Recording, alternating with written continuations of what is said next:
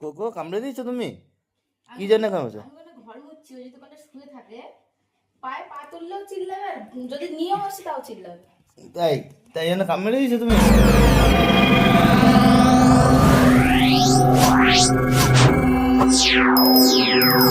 তুমি কোথায় কামড়েছে?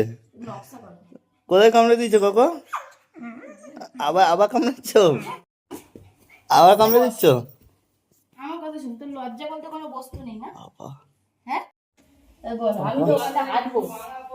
তোকে ছেড়ে দিয়েছে, তুই আবার এখানে এসে জেদ ধরে শুয়েছিস? তো ঘর মুছবে। ওর এই জায়গাটা হলো বালিশ। এটা বালিশ? এটা বালিশ, এখানে থোদনা দিয়ে। হ্যাঁ, এটা তোর বালিশ?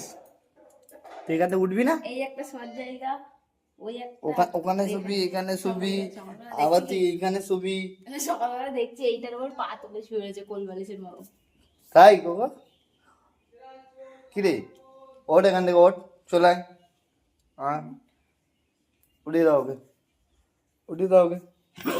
ভাই কি করেছে?